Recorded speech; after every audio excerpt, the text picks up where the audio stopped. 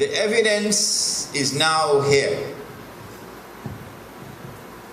Incontrovertible evidence, unchallengeable evidence that the Sea of Galilee is now lower than it has ever been in all of history.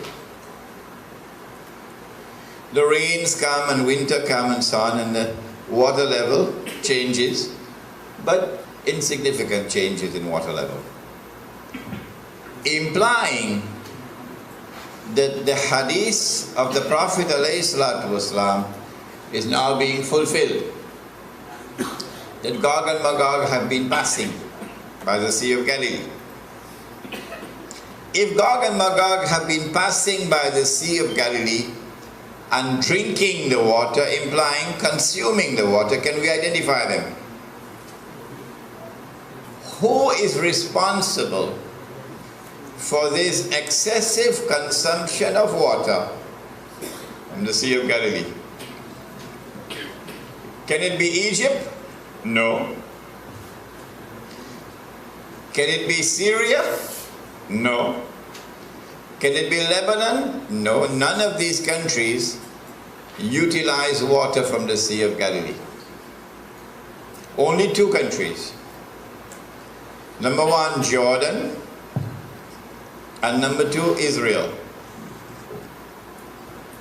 Is Jordan responsible for this excessive consumption of water from the Sea of Galilee? No. Because the Sea of Galilee is under Israeli control now, after the 1967 war. Prior to 67, the Sea of Galilee was under Syrian control. But after Israel took the Golan Heights, then the Sea of Galilee entered into Israeli control. In the 1990s, maybe 94, 95, 96, somewhere around there, Israel and Jordan signed a peace treaty, you remember? And one of the articles of that peace treaty between Israel and Jordan, bringing hostilities to a close, was that Israel contracted to give to Jordan a certain amount of water from the Sea of Galilee. So Israel has determined how much water can go to Jordan. And so Jordan cannot be the answer to the question.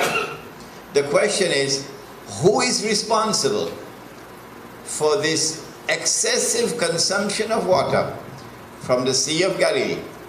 That you're taking out more than nature can put back in, or nature can replenish. Well, in order for us to answer the question, who is taking it out, let us ask, why is it being taken out? What is it being used for? Not domestic agriculture. Agriculture is using the same amount of water. Well then, where's the water going? Domestic consumption has risen. The amount of people, the amount of water you now take to make your wudu, the amount of water you now take to make your ghusl, has risen dramatically.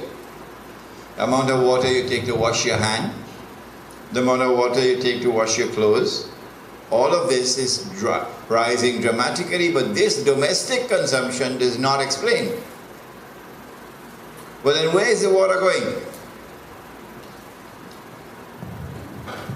So number one, the industrial economy and the scientific and technological industries attached to it.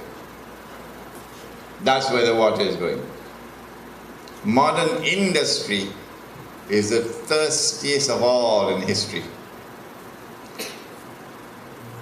The second source of the utilization of water is a project embarked upon by the state of Israel to transform the deserts, to make the deserts green.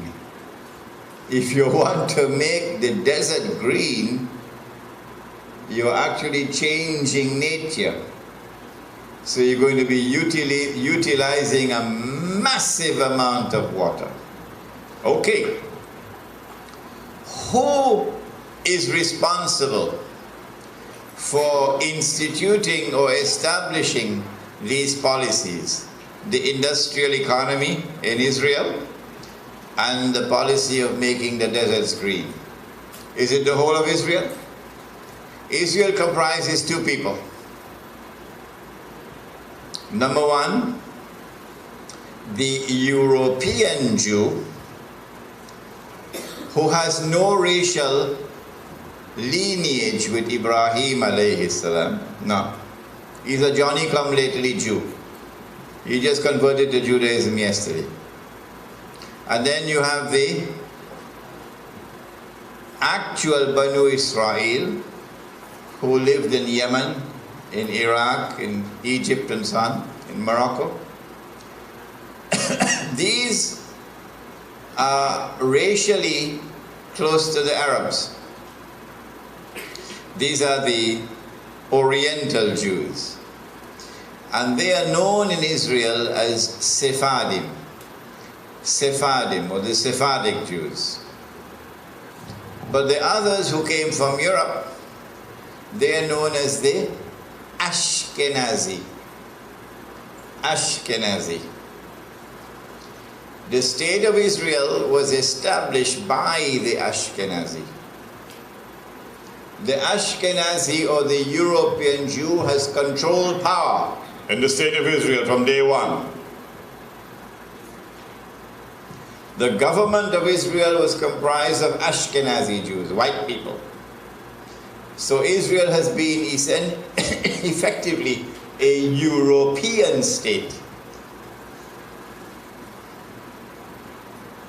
And so the answer to the question, who drinking the water? It is not Banu Israel, or the Jews who came from Yemen and from Morocco and from Iraq. Not them, but rather the European Jews. And so the Oriental Jews are not Gog and Magog. The Oriental Jews were the one who said, we've killed him. There he is, we've killed him. The Messiah, the son of Mary, the messenger of Allah. These are the Oriental Jews. And they are not Gog and Magog. But the European Jews, who are in control of Israel from day one, within their ranks you will find Gog and Magog. Galilee, yes. And we will know that because the water in the Sea of Galilee would have dried up. That is the time when these events are now going to take place. The advent of Imam al-Mahdi, Dajjal appearing in a day which is like our day, so we'll see him as a Jew, etc. And the Son of Mary coming down. I can say that I expect the Sea of Galilee to dry up in about 50 years. Because it is when the water in the Sea of Galilee dries up that the Son of Mary will come back down. Go and read your Sahih Muslim. It is at that time, and go and notice the water level in the Sea of Galilee now. It is lower than it has ever been before in history, and so the hadith of the Prophet Muhammad ﷺ is now moving to center stage. If I say 50 years, and if I say I can be wrong, at least I'm giving you a wake-up call. A wake-up call that you're living in the age of the countdown. So don't be fighting each other over chicken feed. That's what you're doing.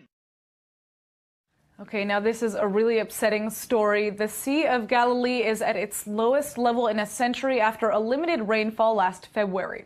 Northern farmers even fear that they will have to stop watering huge swaths of cultivated land unless the government steps in. ILTV's Aaron Porras joins us with more details. Aaron?